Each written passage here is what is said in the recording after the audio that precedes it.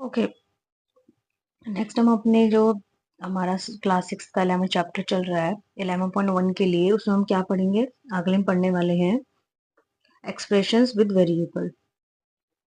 हमारा अगला टॉपिक है एक्सप्रेशंस विद वेरिएबल्स, यानी कि हम अपने वेरिएबल्स को यूज कर कर एक्सप्रेशंस कैसे फॉर्म करेंगे। ठीक है, हम लोगों ने ये वाले एक्सप्रेशंस पढ़े हुए हैं, जैसे कि 12 प्लस 3 मल्टीप्लाई बाय 4, या फिर हो गया 3 प्लस 4 इंटू 5, सॉरी इसको ऐसे कर लेते हैं। ठीक है, या फिर हो गया 6 इंटू 2 माइनस 5। ऐसे इस तरह के एक्सप्रेशंस पढ़े थे। इनको हम अपना अर्थमेटिक एक्सप्रेशन भी बोल सकते हैं, या फिर हम इनको अपना नंबर एक्सप्रेशन बोल दें। ठीक है, या तो इसको आप ऐसा करो, अर्थमेटिक एक्सप्रेशन बोल दो, क्योंकि इसके अंदर कोई वेरिएबल नहीं है ना। या आप इसको नंबर एक्सप्रेशन बोल दो, क्योंकि इसके अंदर हम सिर्फ अपने नंबर्स यूज कर रहे हो, कुछ नहीं। ठीक है, तो हमने देखा कि हम इन एक्सप्रेशंस को कैसे बना पाए, कि हमने अपने नंबर्स के ऊपर ये 4 ऑपरेशन अप्लाई करे, प्लस माइनस मल्टीप्लाई और डिवीजन। ठीक है, हमने ये 4 ऑपरेशंस जो थे हमारे नंबर्स के ऊपर, जो हमारे 0 से लेकर 1 2 3 या जितने भी नंबर्स होते हैं अप टू इन्फिनेटिव नंबर्स में हमने सारे ऑपरेशन अप्लाई करे थे, तब जाके हमारी एक्सप्रेशंस फॉर्म हुए। अब यही एक्सप्रेशंस अगर हम अपने वेरिएबल्स पर बना यूज करें, ठीक है, ये जो एक्सप्रेशंस हैं, सॉरी ऑपरेशंस हैं ये वाले, यही ऑपरेशंस अगर हम अपने वेरिएबल्स पे यूज करें, तो क्या हम अपना अलजेब्रिक ऑपरेशन एक्सप्रेशंस क्रिएट नहीं कर लेंगे? भाई हमें पता है वेरिएबल क्या होता है। वेरिएबल वो डिजिट है या फिर कोई भी लेटर ले लो कि जिसकी वैल्यू हमेशा चेंज होती रहती है, जो कि कभी कांस्टेंट नहीं होती। ठीक है, हमारा वेरिएबल ये है। अब इन वेरिएबल्स के ऊपर भी तो हम अपने ऑपरेशन अप्लाई कर सकते हैं, जो कि ये वाले हैं, प्लस माइनस मल्टीप्लाई डिवाइड वाले। अभी हमने लास्ट वीडियो में पढ़ी, हमने एक 3m पढ़ा था।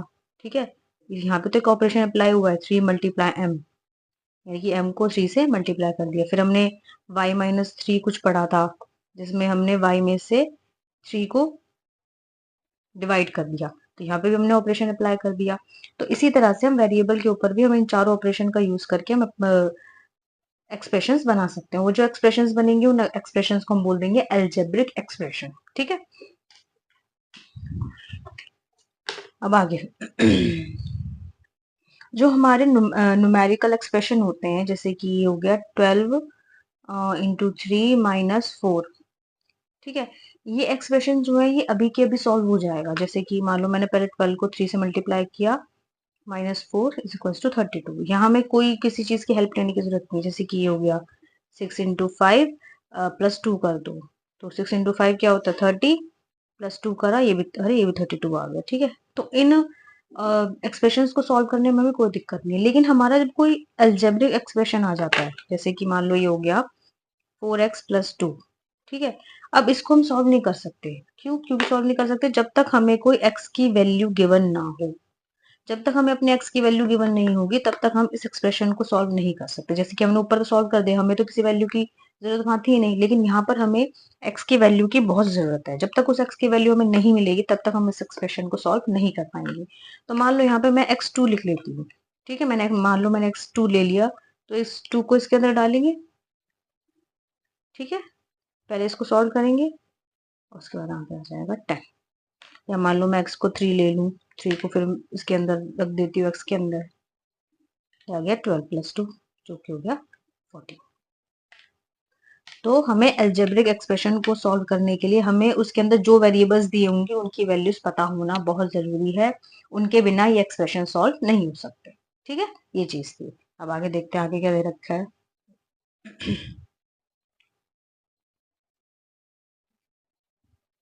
ओके, अब आगे हम लोगों को कुछ एक्सप्रेशंस दिए हुए हैं, और हमसे पूछा गया है कि एक्सप्रेशन कैसे फॉर्म्ड होंगे, जो बेसिकली हम अपनी जो थर्ड एक्सरसाइज में पढ़ेंगे। तो एक्सप्रेशंस क्या है एक बार देख लें एक बार। जैसे कि एक्सप्रेशन है y+5 t-7 10a x/3 -5q 3x + 2, और ये हो गया 2y - 5। ठीक है, ये एक्सप्रेशन है, वो हमसे पूछ रहा है कि हाउ फॉर्म्ड, कि कैसे बने हैं ये बताओ। पहले सी को देख लेते हैं क्या कह रहा है। वो पूछ रहा है वाई प्लस 5 कैसे बना है।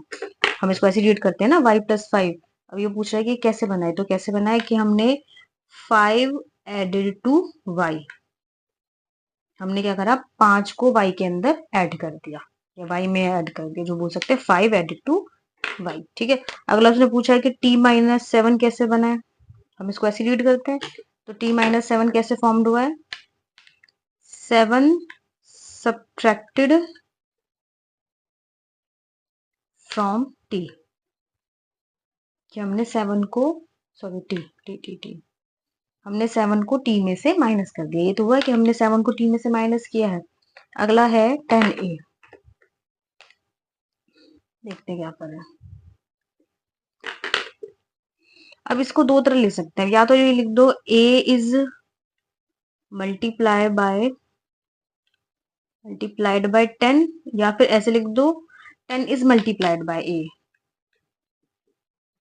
10 इज मल्टीप्लाइड बाय a, ये आपके ऊपर है, किसी भी तरह से लिख सकते हैं। ठीक है। उसके बाद है x अपॉन में 3। इसको सिंपल बोल देते हैं कि x इज डिवाइडेड बाय 3, कि हमने x को 3 से डिवाइड कर दिया। नेक्स्ट आए कि बताओ -5 क्यू कैसे फॉर्म्ड हुआ है। ये पूछा हमसे, -5 कैसे फॉर्म्ड हुआ है।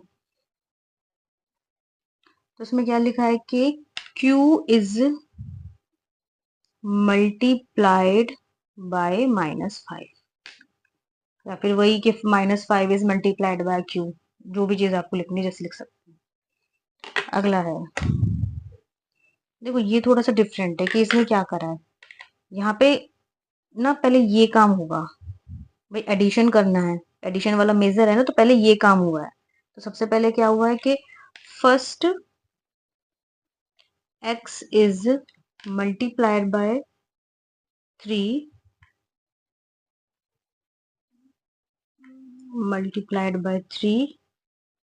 एंड देन एडेड टू, किससे, 2 से। कि पहले तो जो x है वो 3 से मल्टीप्लाई हुआ है, फिर उस जो भी हमारा आंसर आया उसको हमने 2 से मल्टीप्लाई कर दिया।